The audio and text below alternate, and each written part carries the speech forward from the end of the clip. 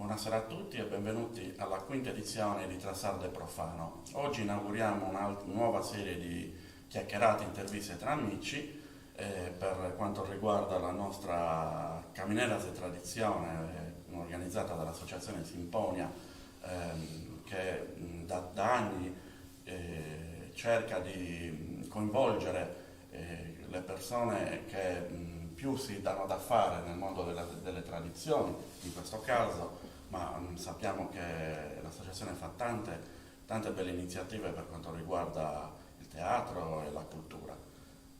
Oggi abbiamo degli amici a cui tengo particolarmente perché mi hanno fatto vivere delle esperienze importanti per quanto riguarda il folklore. Sono gli amici del gruppo folk in Nuraghi di Sesto. Abbiamo con noi Jacopo, Enrico e Ludovica.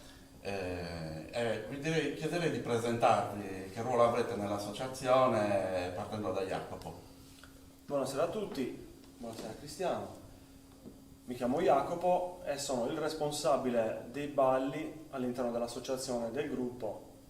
All'interno mi chiamo il coreografo, è un termine che io ho voluto in questo periodo, ormai sono il coreografo da 7 anni, ho voluto un attimino discostare da me proprio perché col lavoro che stiamo facendo la parola coreografia ci sta poco e niente, no? Quindi mi chiamo responsabile dei balli. È comunque un'organizzazione del ballo, quindi ci sta, dai. Sì, assolutamente sì. Enrico? Ok, buonasera a tutti, io sono Enrico e sono il capogruppo del gruppo Folk in Nuraghi. Ludovica? Io sono Ludovica, buonasera a tutti e sono la costumista del gruppo folk. Vorrei salutare anche tutti gli altri componenti del gruppo, tra cui i grandi presidenti. Il presidente Pier Palangioni, il vicepresidente Renato Cannas e tutti gli altri che chiaramente sono onorati allo stesso tempo di far parte di questa chiacchierata, anche se non presenti, diciamo così. No, ma sono presenti comunque e io li saluto veramente tanto. Mi mancate, dico la verità, Mi manca venirvi a trovare a Sesto, alle serate del gruppo, eccetera. Questo diciamo stiamo cercando anche in questo brutto periodo con la presenza del Covid comunque di tenere accesa quella fiammella delle tradizioni del folklore che tanto amiamo qua in Sardegna e che scandiscono le giornate, le settimane, i mesi dell'anno con le varie ricorrenze che purtroppo non possono essere fatte. E quindi almeno in maniera tra virgolette virtuale cerchiamo di portarle avanti. Allora, io direi, Enrico, quando è nata la passione per le tradizioni popolari in te? Allora, la passione è nata, diciamo, puramente per caso, nel senso che sono stato invogliato ad arrivare nel gruppo tramite mio cugino, che quindi poi una volta che ci sono stato e sono entrato a far parte di questa associazione è come se fosse la mia seconda famiglia, quindi piano piano ho iniziato a imparare i balli, ho iniziato a imparare i canti e mi sono poi via via appassionato delle tradizioni popolari sestesi. Jacopo? Posso dire di essere quasi un figlio del gruppo, no? Perché papà e mamma hanno praticamente sempre fatto parte del gruppo, da forse 20-30 anni, no? Quindi sono nato all'interno del gruppo e diciamo che la passione c'è sempre stata. Il mio cammino all'interno del gruppo è sempre stato un po' altalenante fino al 2009-2010 dove sono rientrato ufficialmente. Non riuscivo mai a coincidere gli impegni di calcio, diciamo che lo mettevo come prima passione e quindi dovevo tralasciare il gruppo, no. Poi nel 2009 sono riuscito un attimino a incastrare un po' di più le cose, quindi da lì il percorso è andato avanti fino a quest'oggi, anche assumendo questa carica che ho adesso. Presumo che per Ludovica sia più o meno la stessa cosa, visto che Esatto, siete io fratello e sorella. proprio letteralmente è nata, cioè mia mamma e mio padre, uno dei primi posti dove mi hanno portato è stato appunto al salone, come lo chiamiamo noi, e da subito tutti i componenti mi hanno amata, infatti tant'è che mia mamma ha persino avuto per un secondo il pensiero di farmi battezzare dall'intero gruppo, poi ovviamente però sono stati scelti 2 componenti del gruppo che tra l'altro non sono miei parenti ma comunque svolgono il loro lavoro da padrini come meglio si possa fare. In pratica il gruppo come una grande famiglia, Esatto, che è una cosa sì, molto sì, bella loro questa. proprio, assolutamente sì. Ludovica, quindi qual è la storia del gruppo? Cioè quando è nato? So che ormai avete già compiuto i 50 anni, li avete superati, sì, con una sì. bellissima festa Esatto. a Sesto, a Casa Ofelia, se non ricordo male. Sì, il gruppo è nato nel 1965, quindi sì. Allora, il gruppo è nato così da un gruppo di amici che portavano questa passione e da lì non si sono più sciolti, sono andati avanti, hanno partecipato a tutte le manifestazioni più rilevanti della Sardegna, Sant'Efisio, Cavalcata, Redentore e poi sono andati avanti con delle iniziative belle sostanziose come la settimana europea, il Festival della canzone sarda nel 1998 e poi la nostra iniziativa più importante è l'International Folk Fest che tuttora si svolge. Insomma, non state con a Sì, grattarvi. cerchiamo sempre di portare avanti le tradizioni. Sì, e poi ricordo che avete fatto anche diverse mostre, Assolutamente anche sì. in occasione ad esempio di monumenti aperti, ma anche al di fuori di monumenti aperti. Sì, esposizioni di abiti, vestizioni per far vedere comunque al popolo non solo che il componente del gruppo porta il vestito, ma c'è anche un retroscena nel come si porta, nel come ci si veste, i piccoli dettagli che non sono automatici ma sono dei nastri per esempio, è tutta una cosa bella da far vedere. Inoltre le rassegne delle musiche tipiche, il Baldusa Premium. Una Sì. delle ultime cose che sono state organizzate dalla vostra Esatto. associazione, molto bella tra l'altro perché riporta il ballo in piazza anche per l'intera comunità e non solo Certo. per gli appartenenti di un gruppo folk, perché molti pensano anche che il ballo sardo è appannaggio del gruppo folk, quando invece no, non è così, il ballo è della comunità, il ballo è di tutti i sardi.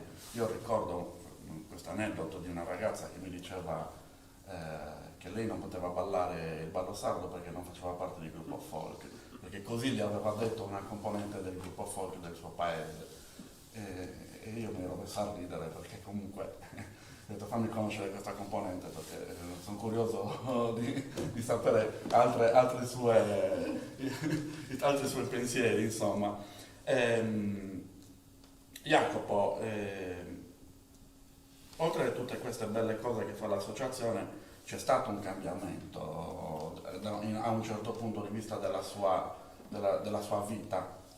C'è stato un grosso cambiamento, no? Diciamo che ormai il gruppo ha 55 passa anni e fino a poco tempo fa, una decina di anni fa, era abituata a fare, diciamo, le cose standard, spettacolizzate, no?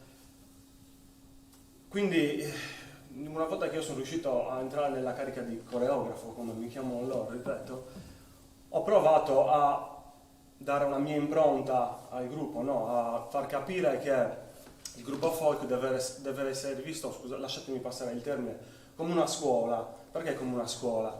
Perché se io vado a scuola voglio essere preparato nella maniera giusta, voglio imparare la storia giusta. Quindi se io faccio gruppo folk, devo fare il folklore giusto per il mio paese, no? Non devo fare altro. Il nostro gruppo aveva un'impronta anni 40, anni 50, un'impronta, scusami, foresa, perché all'interno del paese di Sestu hanno abitato persone che arrivavano da Sagostera, no? E hanno influenzato quelli che erano i gruppi folk con i loro balli. con i balli del Sagostera, con i balli del Sumandrolisai, con i balli del centro Sardegna. Ricordiamoci anche che era un periodo in cui non c'era tutta questa grossa attenzione, era un modo per anche divertirsi e per fare un momento di, tra virgolette, spettacolo, e quindi non ci si badava tanto, quindi non è neanche da colpevolizzare più di tanto, assolutamente, appunto, però è vero questa cosa. Assolutamente, non rinneghiamo il passato, perché c'è da fare un plauso a loro che sono riusciti comunque sia a portare avanti quel minimo fino ad oggi, no? Certo. Quindi tornando a bomba, era il 2013 quando io ho preso questo incarico, 2 anni prima, forse anche 3, ci siamo conosciuti noi due. Sì. E se ricordi bene, da lì è nata la mia vera passione, la mia vera domanda: ma quello che stiamo facendo è giusto? Se ricordi, con quello che io chiamo il maestro Tonino Bonu, quasi quasi ogni giorno eravamo, e quando a Nuoro, quando a Silano, sì, quando sì. lì e quando là. E cosa faceva Jacopo? Stava quasi sempre seduto, sia per vergogna, perché sono molto timido, e anche per provare, anche solo guardando, a imparare quello che era la tradizione degli altri. E vai a Silanus e vai a Nuoro e vedi tutti che ballano in una determinata maniera e dici, ma ti fai 2 domande e dici, c'è qualcosa che non va da noi, perché noi balliamo col metronomo, con la battuta, c'è qualcosa che non va. Anche perché vorrei ricordare, ringrazio per aver citato Tonino, che da lui ho imparato a ballare, quindi gli devo tantissimo, ma dobbiamo ringraziarlo anche perché qua a Cagliari organizzava delle serate che non erano una scuola di ballo, ma era un ballo in piazza. Era un ballo in piazza, un incontro. Dove venivano anche tanti ragazzi dell'università a ballare e tramite loro imparavamo i balli del loro paese. Quindi forse è anche quello che è stato un bell'input che ci ha permesso di capire che si poteva fare qualcosa di diverso, qualcosa di più corretto dal punto di vista del folklore. Ricordiamoci anche che la parola folklore, il significato vero della parola folklore non è spettacolo, ma è studio e divulgazione di una tradizione ben definita, che è quella del proprio territorio. Quindi se vogliamo essere veramente un gruppo folk dobbiamo rispettare questa definizione. Assolutamente sì. Poi ci si può anche divertire, si può anche fare, ci sono anche diverse situazioni in cui si può fare altro. Assolutamente. Però quando siamo in Sardegna e siamo su un palco dobbiamo far vedere quello che era la realtà di quel paese. Rappresentare il proprio paese, no? Certo. Continuando il discorso, io sono partito da una base interna del gruppo, dal nostro ballo, il ballo campidanese, no? All'interno del gruppo veniva chiamato Suvasso Intresi, il ballo della stella, che già qua ti poni delle domande, il ballo della stella, perché? Ok, all'interno di questo ballo ci sono delle varianti di passo, no? E Suvasso Intresi, l'andata avanti, Suvasso Puntao, Suvasso Antico, come lo chiamano all'interno del gruppo. Io da lì, vedendo poi Tonio Spiga, ascoltando un po' di Laonedas, facendo amicizia con te, con Michele Deiana, con Gianluca Piras, con un carissimo amico come Matteo Azzeni, e vedendo la loro associazione che stava iniziando a fare delle cose molto interessanti, ho preso spunto e ho detto: perché facciamo questa spettacolarizzazione noi? Questo, a me l'input mi ha dato questo passo antico. Dicevo, passo antico, perché? Allora da lì ho detto, vuoi vedere che su passo antico del ballo con la coreografia può essere su passo Dorrao della sonata Laonedas? Allora da lì ho iniziato a lavorare con i ragazzi, cioè con i ragazzi del gruppo in generale, grandi, piccoli. Chiaramente per chi era abituato a fare folklore, gruppo folk per 20 anni, 30 anni, è stato molto, davvero molto difficile. Quasi un trauma, probabilmente. Un vero e proprio trauma, perché è stato... tutte le loro convinzioni. Stavi sconvolgendo la loro vita, il loro vedere il gruppo folk, no? Pian piano siamo riusciti ad andare avanti, no? Perché lo diciamo sai che benissimo. piano piano hanno iniziato a capire anche Allora, io ho cercato di lavorare, di queste cose. sì, ho cercato di lavorare molto sulla testa e molto con la pratica. Sulla testa cercando di far capire che quella era la strada giusta per perché da lì a poco, sto parlando che era già il 2012-2013, continuando sulla strada sbagliata, il gruppo folk non sarebbe potuto continuare ad andare avanti. Nel senso, se fai il giusto, hai la coscienza pulita anche e vai avanti e piaci. Se fai la cosa sbagliata, sei apprezzato da chi non capisce quello che è veramente il gruppo folk. Vorrei rimarcare questo, che è quello che ho notato anch'io nei miei anni all'interno di questo mondo, che questo mondo visto da un occhio diverso, da un semplice spettatore. Anch'io all'inizio, quando non capivo niente, ammiravo la bellezza delle cose peggiori probabilmente, Certo. peggiori nel mio modo di intendere, ci mancherebbe, però abiti belli luccicosi, con 8.000 kg di bigiotteria, eccetera, che danno all'occhio, è vero, e a uno che non conosce le tradizioni sembra bello, così come un ballo ultra Super coreografato piace a chi non conosce le tradizioni. Certo. Ma ricordiamoci, e questo lo vediamo soprattutto in un bellissimo documento che è il documentario dell'associazione Senus de Gannas, Balladores, che hanno da poco messo anche su YouTube e su Facebook, quindi vi consiglio di andare a vederlo. Nell'ultima parte di questo documentario ci sono le interviste agli anziani che disconoscono il gruppo folk proprio perché fa un ballo completamente diverso da quello che hanno sempre conosciuto in piazza. E questa è una testimonianza importantissima, perché ci fa capire che chi se ne intende di ballo, di tradizione, capisce qual è la differenza. Certo. Piano piano questo modo di percepire il folklore sta aumentando, cioè ci sono molte persone che stanno iniziando a capire cosa è buono da cosa è, tra virgolette, inventato e riempito di cose che non ha, diciamo così. Quindi secondo me la cosa importante è educare le persone a capire cosa è corretto e cosa si faceva in quel Ma paese. appunto il nostro intento chiaramente sì, è quello di educare e insegnare ai ragazzi all'interno dell'associazione, Certo. ma soprattutto rieducare la popolazione di Sesto, perché si è abituata a vedere chiaramente scusatemi, la divisa, Certo, no, ok, l'abito che negli anni 90 era il brocato rosso.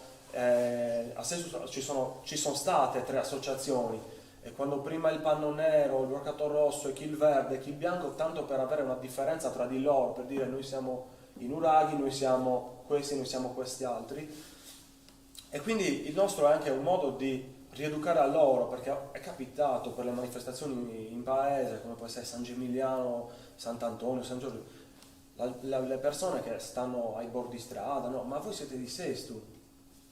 Certamente che siamo A di questo Sesto. punto, per quanto riguarda soprattutto in questo caso l'abbigliamento tradizionale, dobbiamo ringraziare chi vi ha preceduto. Assolutamente, ringraziamo Roberto Bullita, un grossissimo saluto, un grossissimo studioso che sta ancora mandando avanti la sua ricerca, perché chiaramente non penso finirà mai una ricerca sull'abbigliamento tradizionale. Nazareno Ru, che ormai ci ha lasciato, però ci ha lasciato un grandissimo ricordo, tantissimi documenti, hanno fatto tante esposizioni, tante mostre con tantissimo abbigliamento, e sono stati loro quelli che hanno iniziato davvero la ricerca, e sono stati loro quelli che ci hanno aiutato e ci hanno fatto vedere quello che ha aperto un mondo diverso, perché anche noi 3 eravamo abituati a qualcosa di diverso. Incentivato e spronato soprattutto certo. ad andare avanti. Mi accodo al saluto anch'io a Roberto, carissimo amico, e non vediamo l'ora che esca il suo nuovo libro. Assolutamente. E speriamo che riesca a presentarlo il prima possibile. Ripeto, tutto dipende ancora da questa situazione che stiamo vivendo in tutto il mondo, sperando che finisca il prima possibile, in modo tale da poterci veramente riavvicinare tutti quanti e poter riprendere la nostra normalità, che è questo che ci manca fondamentalmente. Almeno per fare un ballo tutti insieme. Fare un ballo tutti insieme. Io ho provato a fare, l'ultima volta che sono venuto per il compleanno dell'associazione Simponia, ho fatto 2 minuti di ballo, stavo per morire, quindi insomma. Allora, nel frattempo chiederei a Enrico, che salutiamo, il regista di queste belle iniziative, nonché vicepresidente Enrico, no? Direttore artistico, ho dimenticato, scusatemi, direttore artistico dell'Associazione Simponia. Chiederei di mettere la prima tranche di foto sulla ricerca e vi chiedo che tipo di lavoro di ricerca quindi state facendo? Poi lo chiedo prima a te Jacopo, poi se volete aggiungere Enrico e Ludovica sono ben felice di ascoltarvi. Sì, ti faccio un piccolo inizio, poi lascio parola a loro. Ripeto, ho iniziato più o meno nel 2013 cercando di avvicinarmi subito a Ludovica e Enrico perché erano le persone che secondo me mi avrebbero potuto aiutare di più in questo tipo di ricerca, no? E niente, abbiamo iniziato tramite l'aiuto di Roberto Di Nazareno, andando a ricercare quelle che erano un attimino le fonti storiche o le foto in casa. La fortuna è che papà a casa di suo padre ha ritrovato alcuni pezzi, no? Il nonno era del 17, i suoi genitori erano della fine dell'Ottocento, abbiamo trovato in una cassapanca, abbiamo trovato un gilet di terziopelo, uno scialle in tibè ricamato.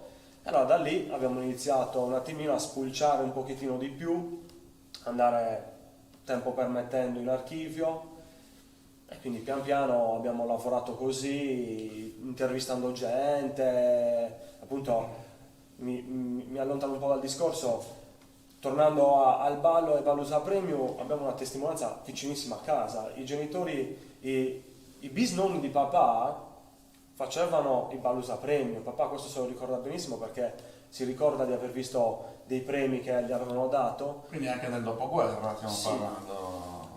No, stiamo parlando dei bisnonni di mio padre, ok? E appunto ricorda benissimo che la nonna non ballava mai col nonno perché la nonna aveva meri, o lì a comandare in su ballo puro, no? Ok, quindi si cercava sempre un altro uomo, ma dai, no? E quindi tornando alla ricerca, anche per il ballo, pian piano abbiamo intervistato un po' di gente, abbiamo conosciuto un parente stretto di Zio Bisentico Serra, abbiamo anche una sua fotografia, ci ha spiegato un attimino da quel che ricordava come si eseguiva sa sciampita, no? E da lì allora abbiamo iniziato anche noi a cercare sempre di più, a impegnarci nel ballo, a vedere un attimino come riproporre le cose che si potevano fare. A questo proposito vorrei ricordare che dobbiamo ringraziare nel 1905 a Sesto l'arrivo del pittore e poeta romano Cesare Pascarella che ha fatto diverse foto, tra cui una importantissima che fa vedere proprio dei balli in suo onore, dove si vedono nella stessa foto tre prese diverse, delle mani tra uomo e donna per il ballo. Quindi diciamo che in questo caso è una delle poche conferme visive che abbiamo di quello che dicevano i viaggiatori dell'Ottocento, in quel caso le potevamo solo leggere. In questo caso invece ce le abbiamo proprio nitide. Sì, abbiamo una fotografia bella nitida, quindi riusciamo a vedere tutto quello che era in quel momento la situazione del ballo, cioè siamo riusciti anche da lì, a proposito di ricerca, a ritrovare alcuni abiti, nel senso, certo. Siamo nel 1905, quindi siamo già in transizione anche a Sesto perché era già quasi abbandonato.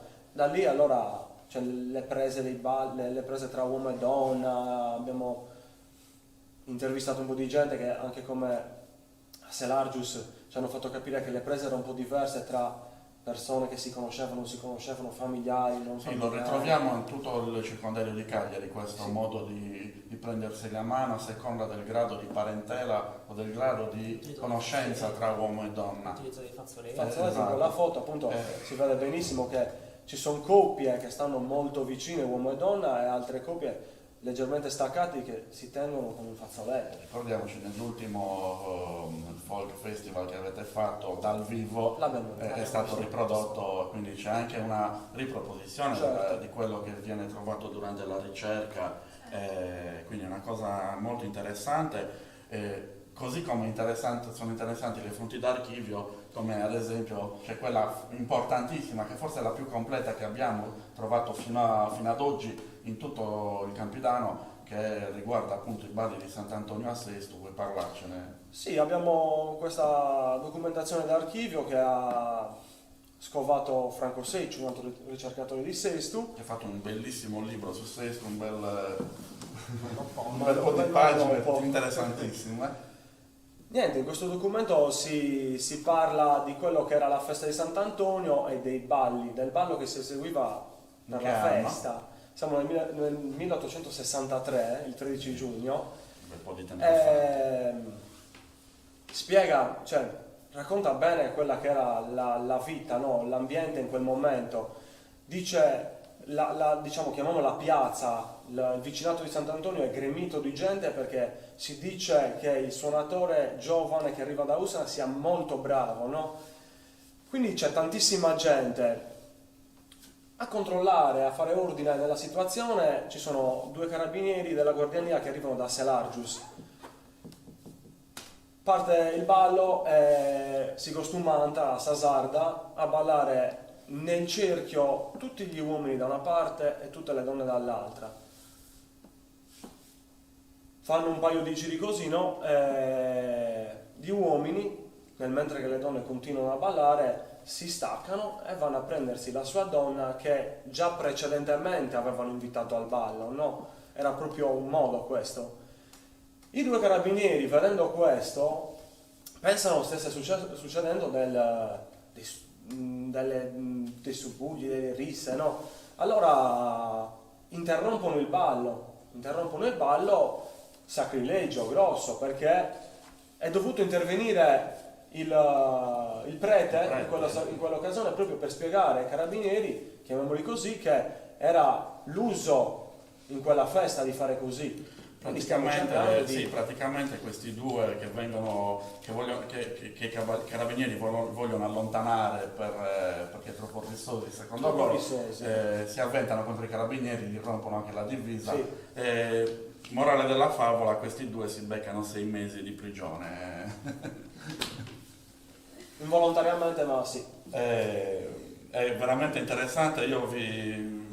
È una fonte d'archivio presente all'Archivio di Stato di Cagliari, ma presente anche appunto nel libro di Francesco Secci, Sesto, tra storia, cronaca e immagini, quindi vi consiglio di andare in biblioteca e andare a leggervi questa bellissima testimonianza. Sono 4 deposizioni che raccontano la stessa scena, quindi abbiamo anche 4 punti di vista dove si racconta proprio l'inizio del ballo, una cosa veramente interessante. Ludovico, invece, per quanto riguarda l'abbigliamento vero e proprio, dobbiamo ricordare anche che Sesto ha subito tante alluvioni, quindi purtroppo molti pezzi sono andati persi da quel punto di vista. Però nonostante questo è stato trovato qualcosa e siete riusciti a ricostruire diverse fogge. Sì, assolutamente sì, abbiamo ritrovato diversi capi d'abbigliamento.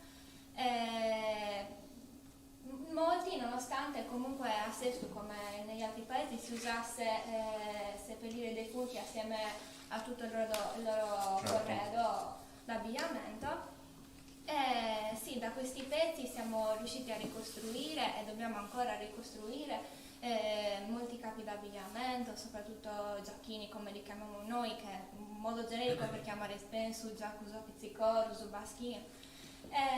Sì, una parte della ricerca si basa su questi capi d'abbigliamento ritrovati, poi ovviamente ci sono le foto d'epoca che bisogna analizzare bene, bisogna capire chi è l'individuo, dare una datazione, quindi la data di nascita, la data di morte. Poi se non c'è scritta la data della fotografia bisogna anche capire dai lineamenti del viso per capire l'età di questa persona, perché comunque l'abbigliamento si basa moltissimo anche sull'età, nel senso a Sesto ad esempio le nubili, le giovincelle usavano uscire alle feste con la camicia inamidata a sonetto, le donne adulte non era assolutamente possibile, loro dovevano essere più rigorose, più eleganti con i giacus.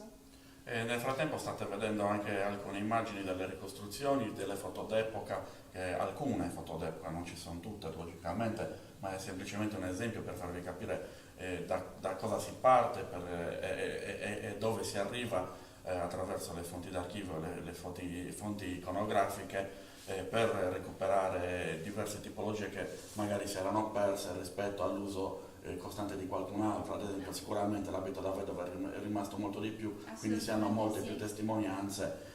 Diciamo anche che l'abbigliamento è quello tipico del circondario di Cagliari, magari un po' meno ricco rispetto a un quarto, a un Serragius. Diciamo che ostentavano meno, Esatto. soprattutto nella gioielleria, però a Sestu per arricchire il loro capo utilizzavano molto i gioietti, queste pietroline di E possiamo anche dire che è la particolarità di Sì, Sesto sì, rispetto assolutamente agli altri paesi. erano veramente utilizzati moltissimo. Loro, come vediamo nelle foto, ce ne sono davvero pochi gioielli, ce ne sono anche delle fotografie dove ce ne sono, però sì, arricchivano i giochini con queste trine, con questi gioietti. Sì, magari come al solito il più ricco si poteva permettere qualche gioiello in più, Esatto. ma sappiamo che Sesto era un paese agricolo, quindi fondamentalmente di gente ricca ce n'era poca. Però anche per quanto riguarda la tipologia dei tessuti, erano tessuti di seta, salaneseda, ricordiamo, scialli di seta. Le vampini, tutte le sete più importanti che c'erano nel Capitano c'erano anche a Sesto, nel senso le più usate, diciamo, perché si sa come funzionava, i mercanti quelli giravano. Proprio oggi su Facebook ho ricordato un documento d'archivio del 1795 dove viene rubato a una donna 40 palmi di broccato di seta, che equivale a 10,80 m, cioè 10,80 m di broccato di seta all'epoca equivaleva ad avere un patrimonio in casa.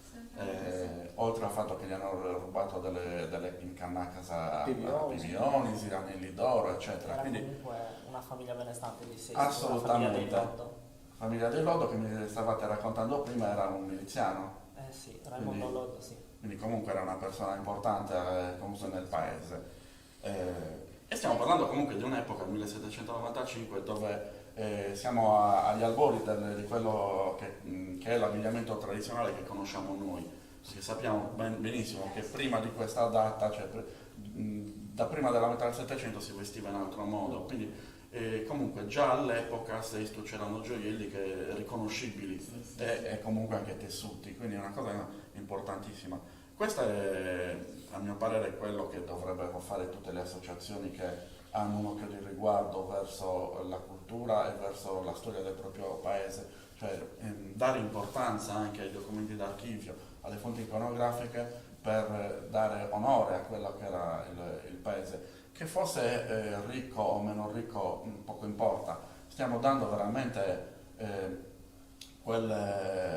stiamo rendendo grazie ai nostri avi, questa è la cosa importante. Oltre al fatto che tutte le iniziative che state prendendo, come le mostre, quando si potranno anche rifare purtroppo, danno quel senso di condivisione, che è la parola chiave che noi usiamo sempre in queste chiacchierate tra amici, che è la parola che più si addice al far conoscere alla comunità stessa le proprie tradizioni, che o per diciamo menefreghismo, per noncuranza, ecco, forse è la parola più... Anche perché magari sono abituati a vedere sempre quei canoni, sempre quella Esatto. tipologia che comunque è identificativa di un paese, ma che nella realtà dei fatti poi non è così, perché ci sono diverse tipologie in funzione del ceto sociale, in funzione dei momenti di vita in cui l'individuo si ritrova, quindi se è un abbigliamento giornaliero piuttosto che un abbigliamento festivo. Quindi è anche quello, la popolazione, cioè stesso a noi è capitato che comunque riconoscere solo ed esclusivamente quella tipologia, perché abituati a vedere per anni e anni e anni vestiti a sonetto, quindi quando ti vedono vestito in un altro modo ti chiedono di che paese sei. Certo. Nella realtà siamo sempre tutti di stesso, solo che magari uno è in abito festivo, uno è in abito giornaliero, uno è una ragazza, magari c'è la vedova, semplicemente quello. E così, cioè, si vestivano in maniera diversa come ci vestiamo in maniera diversa noi, in base anche alle possibilità economiche che avevano di poter spendere per farsi un abito più o meno importante.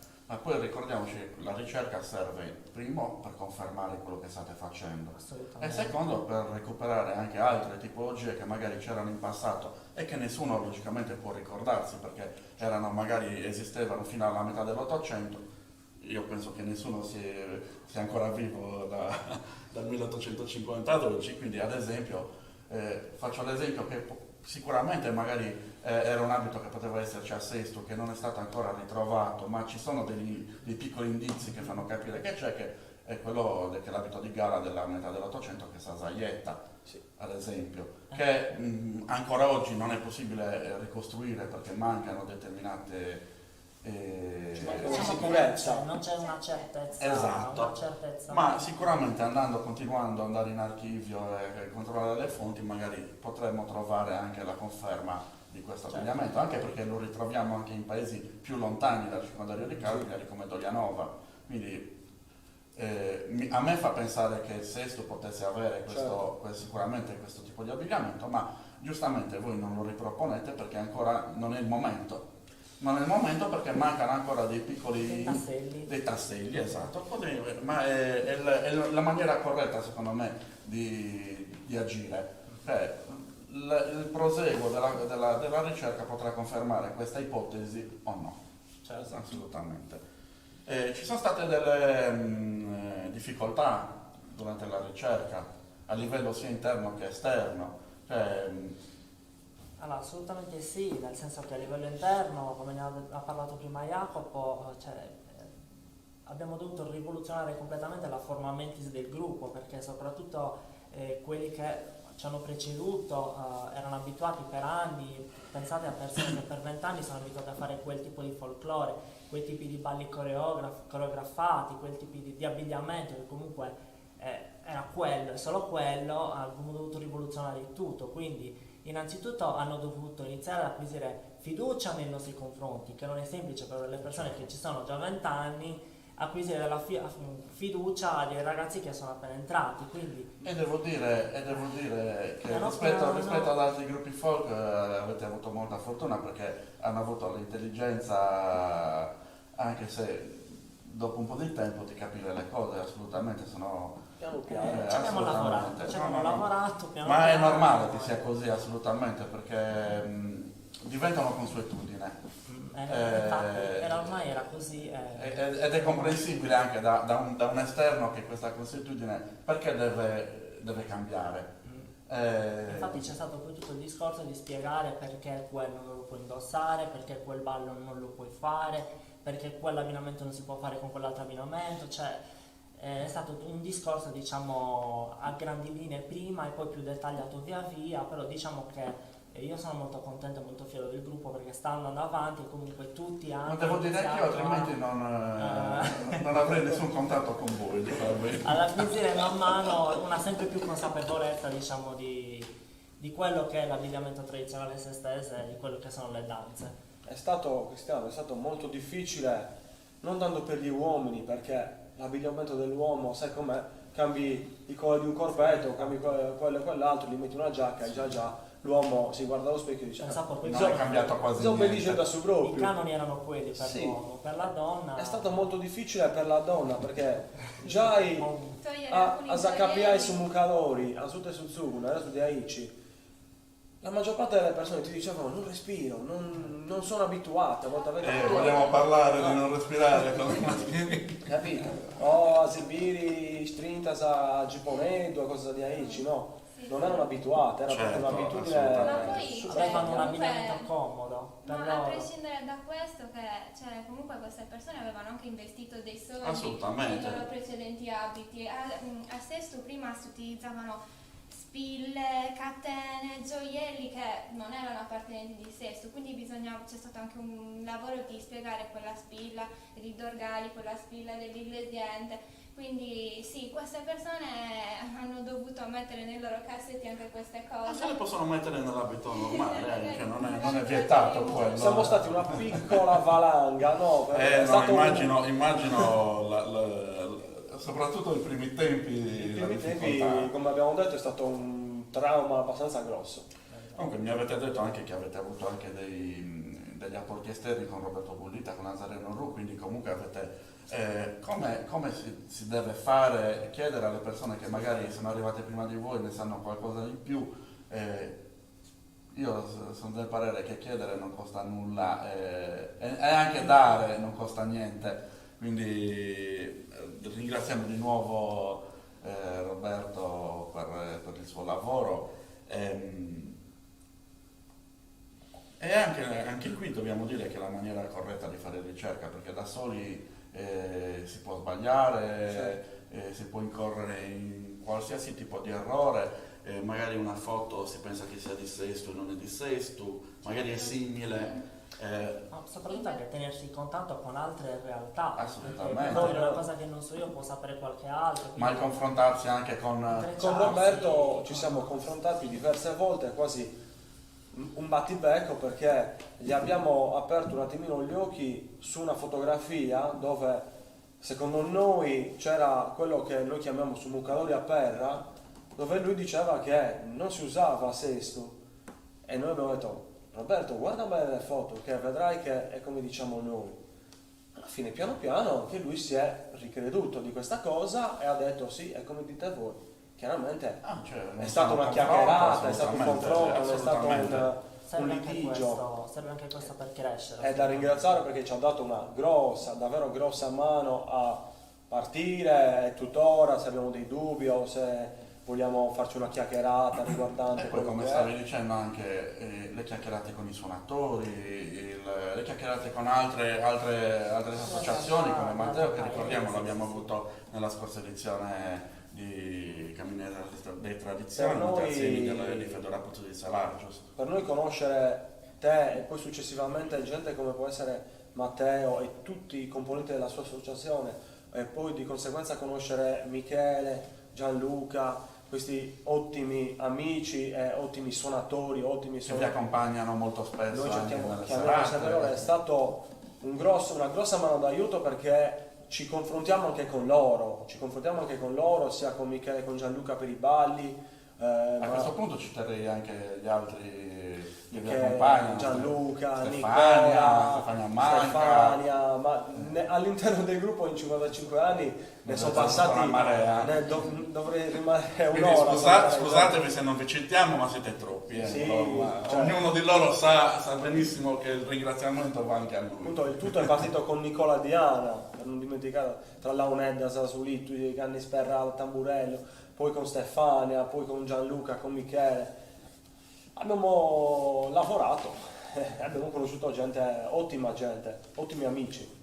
Vero. Ricordiamo anche, lo cito Andrea Locci, perché dal punto di vista della linea di pensiero è quella che fondamentalmente state seguendo, quindi ringraziamo anche il suo apporto con la sua pubblicazione Il folklore in Sardegna, che all'inizio è stata mal vista da molte associazioni folcloriche per via appunto di quello che stiamo discutendo adesso, della ricerca del buon fare, e però molte altre hanno seguito questa strada e per fortuna, dico io, stiamo vivendo un momento secondo me che ci sta dando questo cambiamento in meglio, dico io, in meglio perché stiamo veramente andando a togliere quelle superfetazioni che sono state fatte in vari decenni per riportare veramente il folklore a quella che era la tradizione. Poi sappiamo benissimo che su un palco non potrà mai esserci la vera tradizione, assolutamente,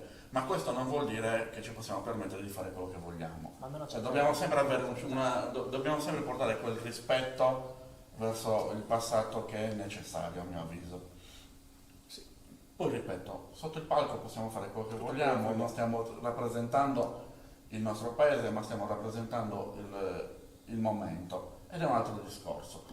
Sul palco è un'altra cosa. La prossima domanda era quali sono gli obiettivi, ma praticamente l'abbiamo già detto, che è quello di fare più divulgazione possibile, quello di riportare al meglio il passato di Sesto in questo caso. Poi un altro obiettivo per noi è anche quello di cercare di avvicinare il più possibile i giovani a questo, quindi fare in modo che anche le nuove generazioni capiscano l'importanza della cultura e l'importanza delle tradizioni popolari, cioè, e quindi tutto poi è una ruota che gira e che va avanti. E anche la prossima domanda l'abbiamo già ampiamente discussa, che era quali sono le tipologie di abbigliamento che abbiamo recuperato. Quindi diciamo che sono state recuperate dal giornaliero all'abito di gala, con qualcosa che ancora deve essere realizzata. Allora, vabbè, prima di tutto l'abbigliamento dei bambini, che sfattiamo il mito che siano vestiti uguali ai grandi. O perlomeno magari una famiglia che si poteva permettere di vestirli, ma una... Ma per adesso di testimonianze di bambine con gonna di avorio non ce ne sono, quindi per adesso rimaniamo così. E poi sì, l'abbigliamento giornaliero, l'abbigliamento festivo che cambia a seconda dell'età della persona. Le adulte usavano i spensusu, baschine, giacusa pizzicorsu, giacusu in tundu, e poi l'abbigliamento da lutto, mezzo lutto. Poi per quanto riguarda gli uomini, comunque lo standard è quello, abbiamo i corpetti in terziopelo, in velluto operato, sete, damaschi, comunque come nel circondario di Cagliari. Benissimo.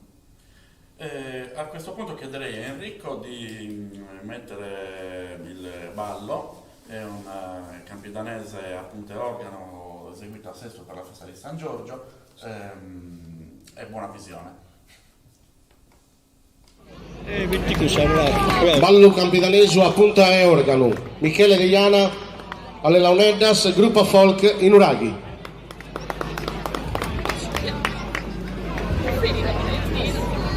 Ma chi c'è? Bella mia c'è. Chi sono quelli dietro?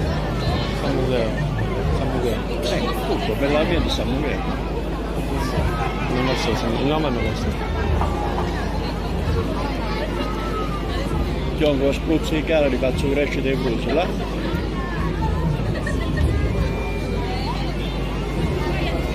Perché non abbiamo invitato?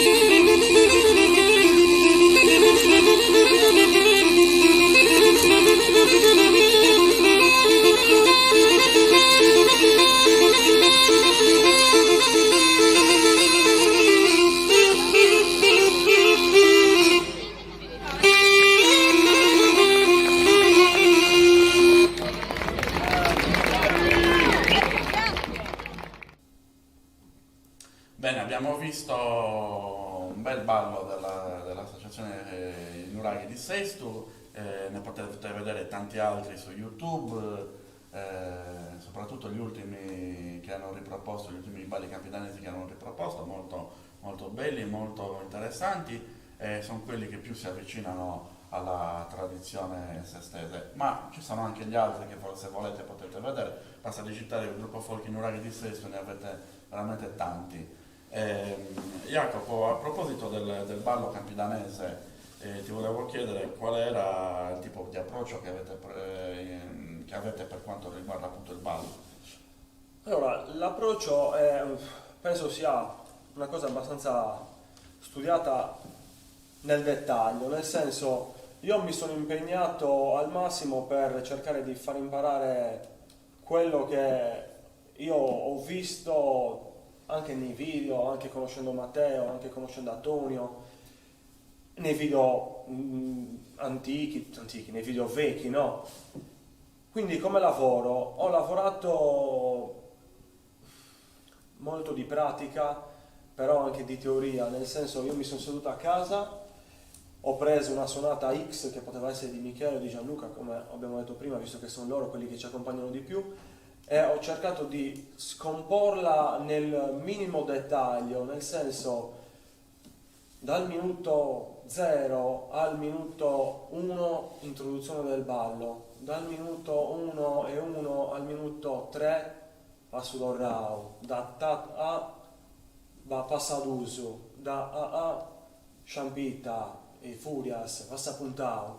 Ho diviso il ballo così e ho fatto girare questo foglio a tutti i componenti del gruppo.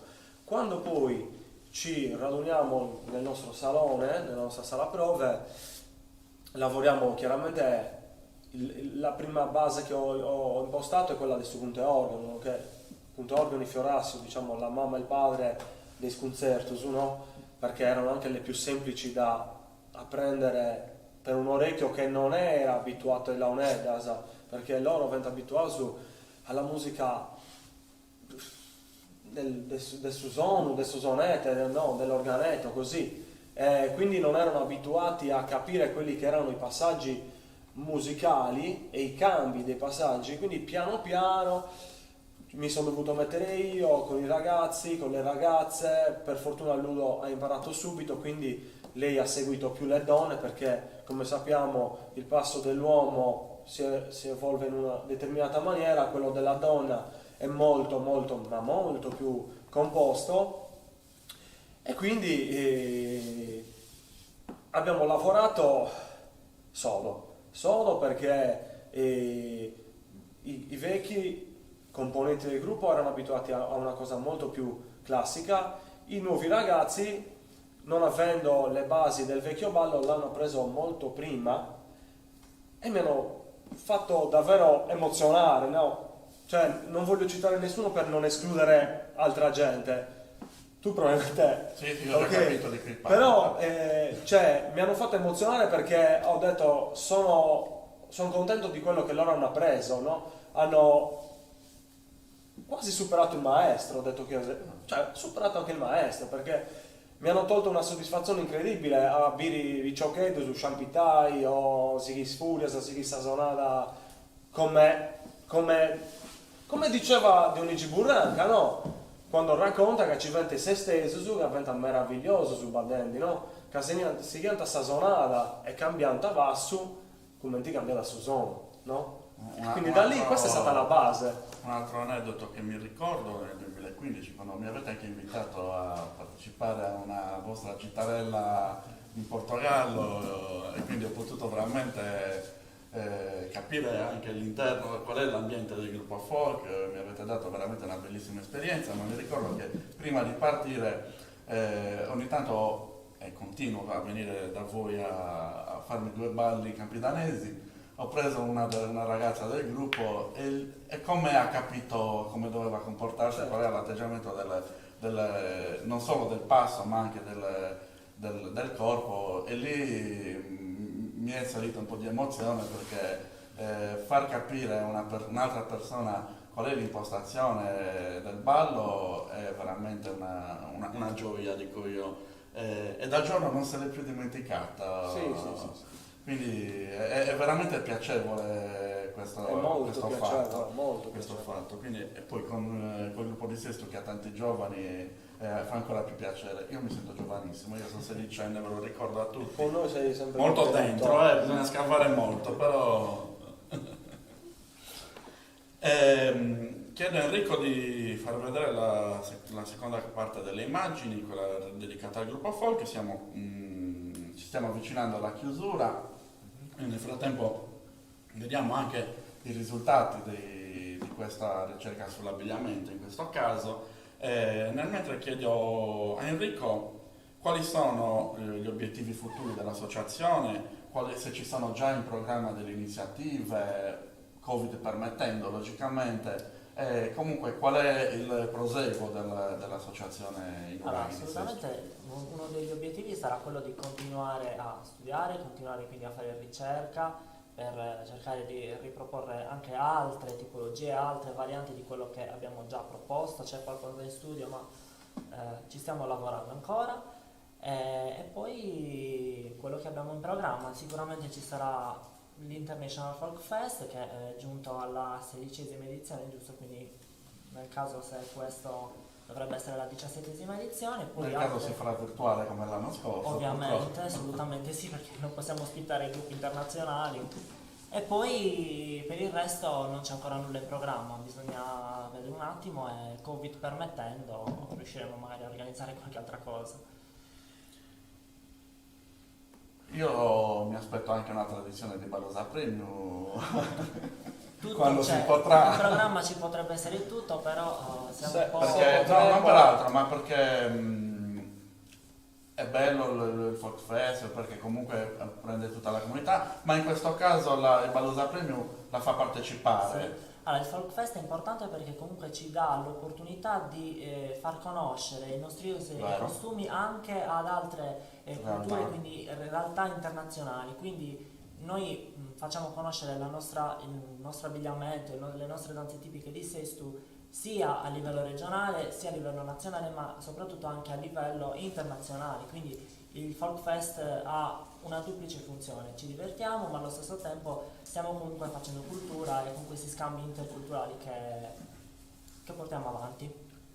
Cristiano, ti colgo l'occasione a proposito di Balosa Premium, perché non è una nostra come posso dire, iniziativa, No, certo. è un'iniziativa che ha riportato fuori il gruppo folk Fedora Puzzu dall'iniziativa del nostro carissimo amico, che non è più con noi ma sarà sempre dentro di noi, Mariano Azzeni, nonché il papà di Matteo, che ha riproposto questa cosa bellissima che stava andando, cioè era persa ormai, no? Quindi noi con Matteo ci siamo confrontati e gli ho chiesto: ma non è che potremmo proporla anche lui? Lui, come gli ho chiesto questa cosa, si è un attimino illuminato, perché ha detto: sarebbe bello che venisse riproposta in tutta la zona, in tutto il... Ma anche perché si faceva, Capito, anche non è perché si non faceva, facendo una Conoscere il cosa. fatto di quello che il gruppo appunto ha per quello, scoperto, cioè. quindi E quindi ci eravamo detti poi con Michele, con Graziano, Gianluca, cerchiamo di organizzarla anche a Quarto. Poi chiaramente il tempo passa, a volte le idee ti passano di mente, quindi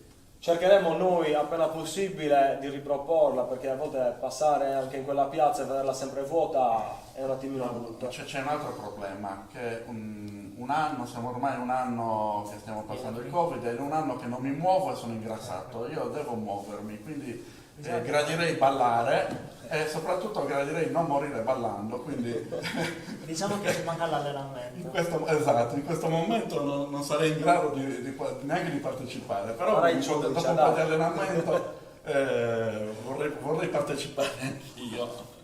Va bene, adesso vi farò due domande che vorrei che rispondeste ognuno di voi. Partiamo da Ludovic. Quali sono le modalità per fare un buon folklore e quali sono le modalità per condividere le informazioni secondo te? Allora, buon folklore, sicuramente essere sinceri e onesti, nel senso essere puliti, cioè senza inventare, senza straffare. Quello è il folklore più giusto che ci possa essere, secondo me. Poi per divulgare il folklore, vabbè, al giorno d'oggi credo sia importantissimo i social network, piattaforme web come YouTube, che tu sei sempre presente. Io non so di cosa tu stia parlando, ma guardate il mio canale di YouTube, tutti. E poi manifestazioni come anche questa, nel senso convegni, mostre, vestizioni, tutto ciò che rassegne di organetto, di musiche, di Launeddas, tutto quello che possa comunque far vedere a tutto il pubblico, non solo ai partecipanti dei gruppi folk, ma portare anche fuori tutte queste bellissime cose. No, vabbè, in parte ha già detto praticamente tutto lei, però... Vabbè, magari c'è qualcosa da... No, quello che dico io è che comunque c'è rispettare la realtà di quello che effettivamente c'era, anche perché lo dobbiamo ai nostri avi, quindi fare in modo che riproponiamo quello che veniva riproposto un tempo, senza inventare nulla, senza rifare nuovamente questi balli coreografati, tanto per esporci, tanto per fare comunque, per spettacolarizzare un po' il tutto, che poi alla fine non rende giustizia a tutto quello che hanno fatto i nostri predecessori. Per quanto riguarda invece la divulgazione, come ha detto Ludovica, assolutamente, quindi mostre, esposizioni, congressi, tutto quello che serve per far conoscere la ricerca che noi stiamo portando avanti. Ma avete già praticamente detto tutto voi, però ti ridico quello che ho detto all'inizio della puntata. Il gruppo folk deve essere visto quasi come una scuola, non una scuola di ballo dove ci sono i ballerini preimpostati a fare determinate cose, ma una scuola dove si va a imparare quelle che sono le vere tradizioni del tuo paese, ok? Non quelle degli altri paesi che hanno influenzato la popolazione o la cittadina e poi di conseguenza il gruppo. Si deve fare un folklore pulito. Nel senso, perché noi siamo in Campidano, abbiamo i nostri balli, abbiamo il nostro ballo con tutte le varianti che ci possono essere all'interno del ballo o varianti dei concertos, no? Cioè ne abbiamo tantissimi, da appunto Organo, Fiorasso, Mediana, Spinelli, tutto sugli Idaneus, no? Perché dobbiamo andare, detto chiaro e tondo, sul palcoscenico, no? Con gli abbigliamenti campidanesi a fare un ballotundu a ballittu o qualsiasi altra cosa. Quindi per avere anche una coscienza pulita è meglio lavorare nel tuo piccolo, perché io sono del parere che qualsiasi paese ha la sua tradizione, che sia ricco o povero è sempre bello, certo. No? Quindi è meglio lavorare nel tuo e fare il giusto. Per la divulgazione ormai hanno detto loro, siamo nel 2021, cioè con internet possiamo andare dappertutto, con chiacchierate molto semplici così tra amici si può divulgare e mandare avanti tutto. Volevo aggiungere una cosa, quando lui ha parlato di balli campidanesi, cioè di balli di altre regioni con il nostro abbigliamento, cioè ci viene spesso anche molto difficile riuscire a svolgere un ballitto con i nostri abiti, perché comunque sono tutti stretti, quindi rischiamo poi o di strapparli o di impigliarci, cioè comunque succedono poi dei danni durante le coreografie non indifferenti, quindi c'è anche il problema grave è anche quello, il problema grande, diciamo. Io aggiungerei forse solo l'unica cosa che non avete detto, che è più difficile però andare anche nelle scuole, che è una cosa importantissima quando potrà permettere, diciamo che è stato fatto. È stato fatto anche negli questo. precedenti è stato fatto questo. Volevo anche che... È stato fatto anche questo, quindi ci siamo prodigati anche a andare nelle scuole a insegnare le danze e anche l'abbigliamento, quindi almeno grandi linee. E non solo questo, non abbiamo detto che il nostro gruppo è anche un coro, comunque portiamo avanti i canti del Campidano, religiosi, poi la recitazione del rosario, il gochusu, comunque sono cose a cui teniamo molto e che ci siamo imposti di riportare nelle funzioni religiose, nelle messe o comunque nelle processioni. Abbiamo imparato tutti i gochusu dei santi del nostro paese, San Gemiliano, Sant'Antonio, San Giorgio. Una ricerca anche da quel punto di vista, non solo di danze, di ballo, ma anche come ha detto riguarda Ludovica, a proposito di rosario, se non sbaglio la primissima volta che l'abbiamo fatto era per un Sant'Antonio e la gente è rimasta un attimino scioccata, un po' stupita perché non era abituata. Poi sai, alla fine della processione, quasi alla fine della processione, c'è chi si è unito a noi perché ha detto siete bravi. Mi ricordo mia madre che lo cantava così, parlo di signore già un pochino più anziane.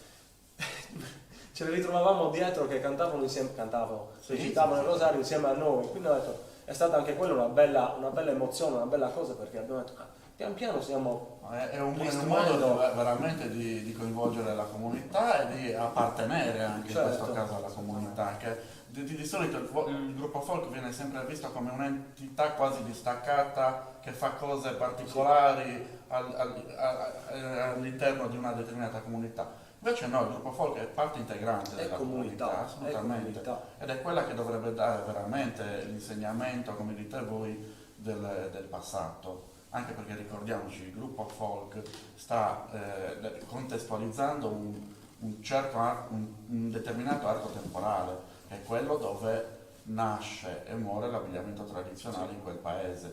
La nascita, bene o male, lo sappiamo, ai primi dell'800, per chi è più fortunato, muore quando l'ultima persona del paese smette di utilizzare quell'abbigliamento. Quindi nel caso di Sesto stiamo parlando della prima guerra mondiale, fondamentalmente, degli ultimi le donne anche fino agli anni 40.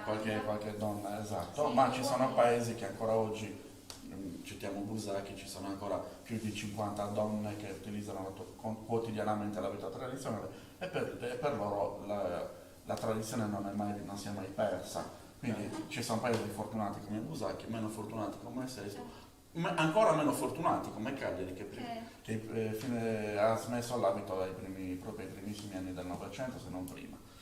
Quindi l'ultima domanda è: pensate che il folklore possa migliorare ancora? Assolutamente sì. Certo, Deve. Questa mi piace. Se riusciamo tutti a seguire la strada che, come dico io, giusta, il folklore diventerà sempre migliore, senza sbavature, senza... Io da esterno sto notando che gli apprezzamenti verso questo tipo di folklore arrivano dalle persone più competenti. Cito un Gianmario De Martis di Ittiri, una dottoressa Franca Rosa Conto dell'ISRE di Nuoro, che si rendono conto in un secondo se il gruppo sta facendo bene o male, e questo lo ha detto lei stessa anche all'ultima volta che avete partecipato al Redentore a Nuoro, che si è resa conto che il gruppo di Sesto stava facendo vedere qualcosa in più, quindi è un grande merito da questo punto di vista. Mi auguro che questo prosegua al di là di questa brutta situazione del Covid, che in un futuro il più prossimo possibile possiamo tornare veramente alla nostra normalità, e mi auguro che questa ricerca possa scaturire nel più breve tempo possibile anche in una bella pubblicazione da parte vostra.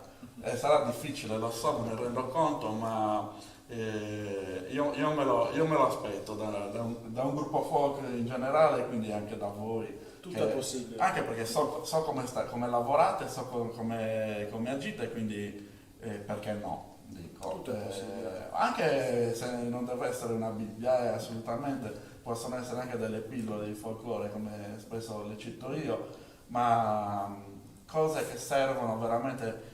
Una cosa scritta rimane e può essere letta da tutti, una cosa detta a volte viene dimenticata 2 secondi dopo.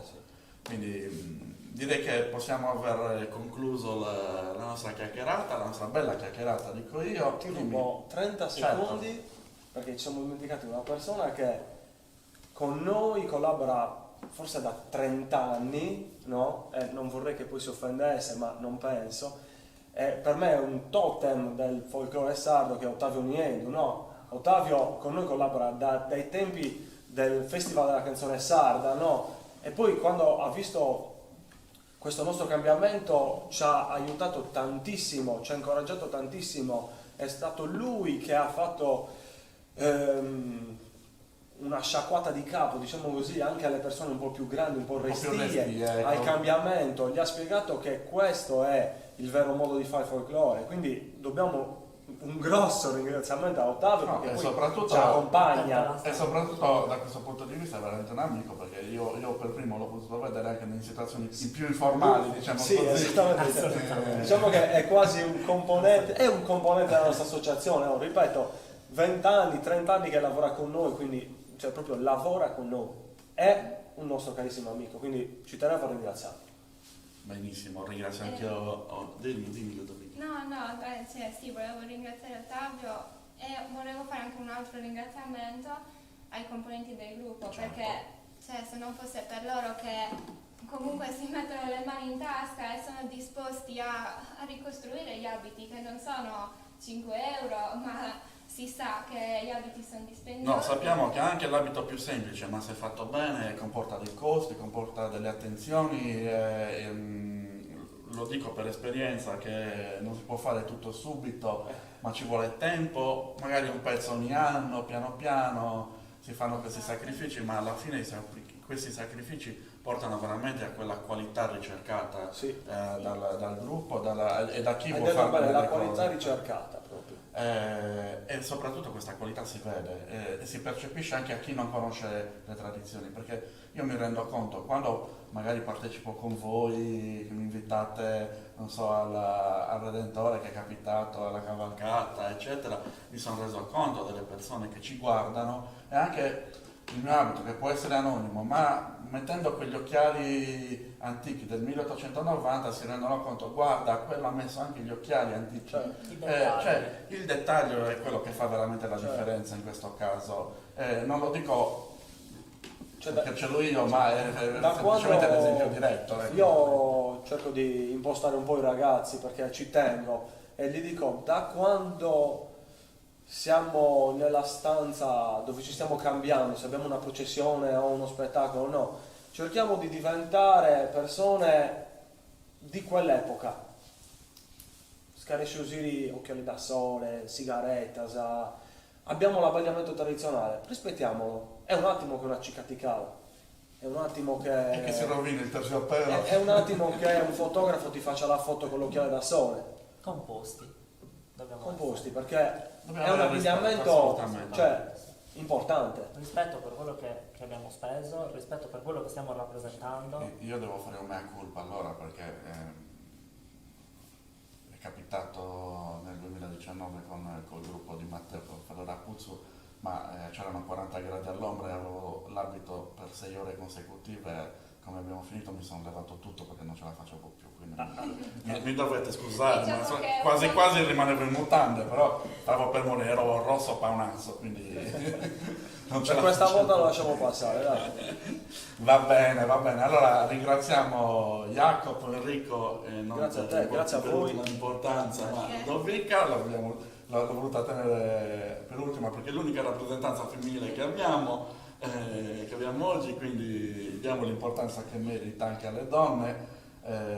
Ma quasi quasi fa le scarpe a noi, Lo sappiamo. Ma cosa? È stata una bella chiacchierata, ripeto, vi ringrazio ancora, ringraziamo il gruppo Inuraghi di Seistu per questo primo appuntamento di tra sardo e profano, Camineras de Tradizione, e vi ricordiamo il prossimo appuntamento che sarà con gli amici di Guasila.